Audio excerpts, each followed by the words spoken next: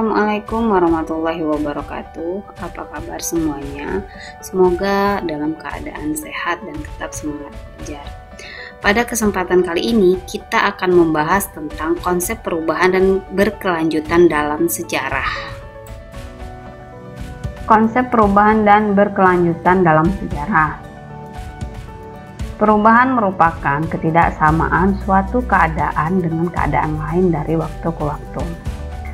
Perubahan yang termasuk kategori peristiwa sejarah adalah perubahan yang memiliki makna penting bagi kehidupan masyarakat.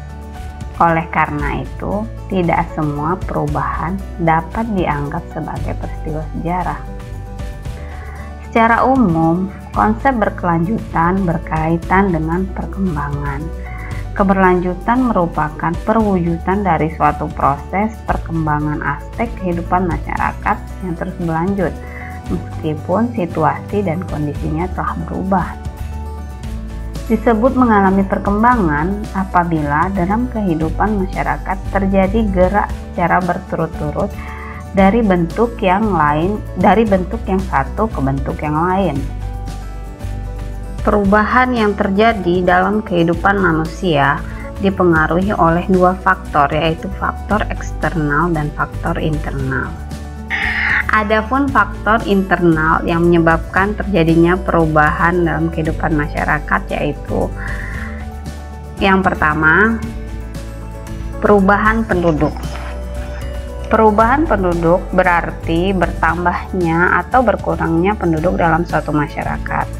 Hal itu bisa disebabkan oleh adanya kelahiran maupun kematian, namun juga bisa karena adanya perpindahan penduduk, baik itu transmigrasi maupun urbanisasi. Transmigrasi dan urbanisasi dapat mengakibatkan bertambahnya jumlah penduduk daerah yang dituju, serta berkurangnya jumlah penduduk daerah yang ditinggalkan. Akibatnya terjadi perubahan dalam struktur masyarakat, seperti munculnya berbagai profesi dan kelas sosial. Yang kedua adalah karena adanya penemuan baru. Penemuan baru diciptakan oleh manusia untuk membantu dan memudahkan mereka dalam memenuhi kebutuhan hidupnya.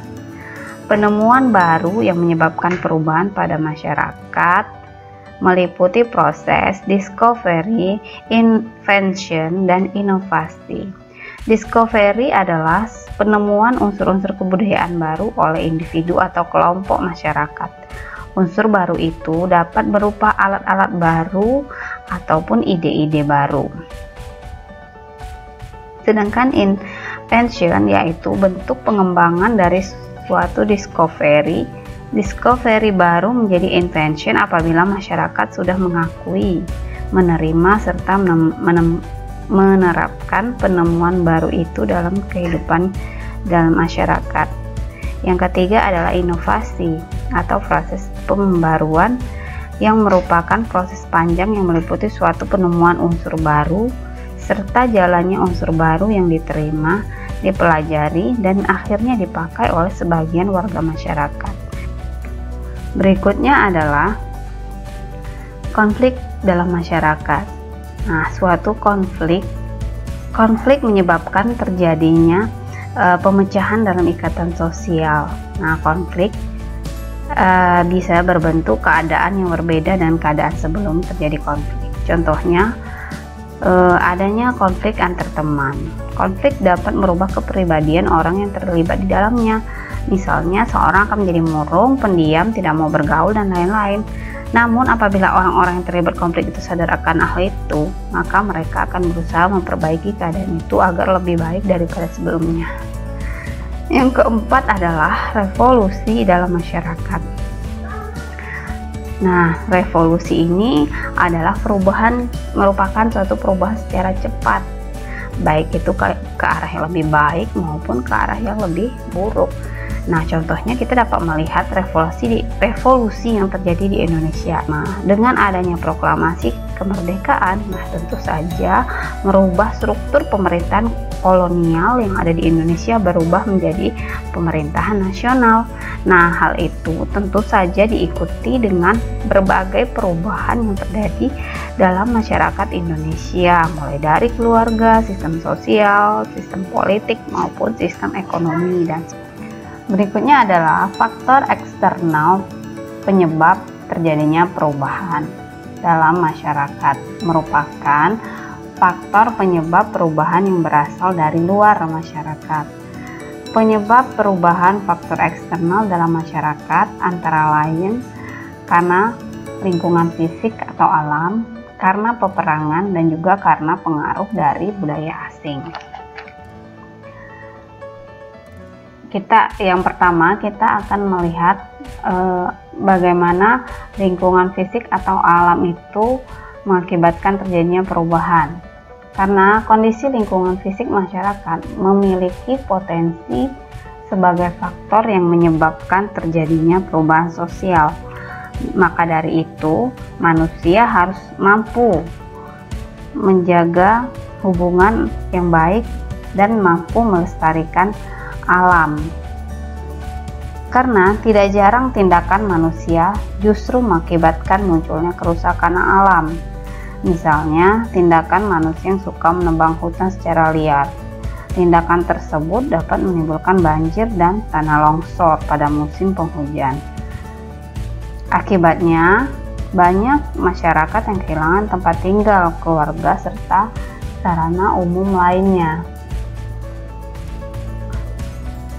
Faktor eksternal lainnya adalah karena terjadinya peperangan. Suatu negara yang terlibat perang dengan negara lain dapat mengalami perubahan sosial. Perubahan tersebut biasanya dialami oleh negara yang kalah perang karena negara tersebut dipaksa oleh pihak pemenang untuk merubah nilai-nilai tatanan serta sistem sosial yang terjadi dalam masyarakat tersebut. Nah, misalnya setelah Perang Dunia II pada tahun 1945, Jerman terpecah menjadi dua negara, yaitu Jerman Barat dan Jerman Timur. Nah, kedua negara tersebut memiliki ideologi yang berbeda, yaitu Jerman Barat dengan ideologi liberalis dan Jerman Timur dengan ideologi komunis. Nah, demikian juga dengan negara yang masih eksis sampai sekarang, yaitu Korea. Nah, setelah Perang Korea 1953, Korea pecah menjadi dua, yaitu Korea Utara dan Korea Selatan. Korea Utara yang berideologi komunis, sedangkan Korea Selatan yang berideologi liberalis.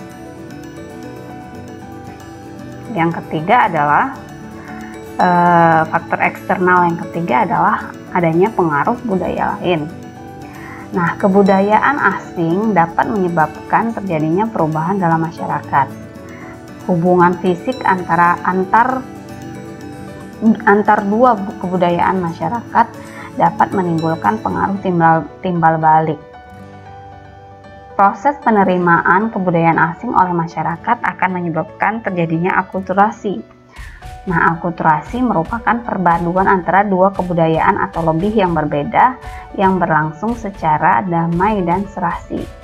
Keberadaan akulturasi merupakan salah satu ciri untuk melihat perubahan sosial dalam suatu masyarakat. Contoh wujud akulturasi antara kebudayaan asing dan kebudayaan lokal di Indonesia adalah wayang.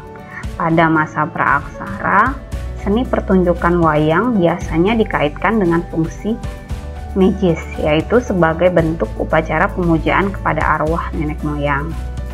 Nah, sedangkan pada masa Hindu-Buddha, seni pertunjukan wayang dengan cara menceritakan cerita-cerita tentang kisah-kisah pertunjukan yang diambil dari cerita kitab Ramayana dan Mahabharata yang merupakan tokoh-tokoh penting Hindu-Buddha. Kemudian pada masa Islam, kisah pertunjukan wayang mengalami perubahan. Kisah Mahabharata yang sebelumnya bernuansa Hindu dimodifikasi dengan ajaran Islam. Nama tokoh-tokohnya pun diganti seperti tokoh-tokoh Wali Songo. Demikianlah pembelajaran kita pada hari ini. Semoga bermanfaat. Terima kasih. Assalamualaikum warahmatullahi wabarakatuh.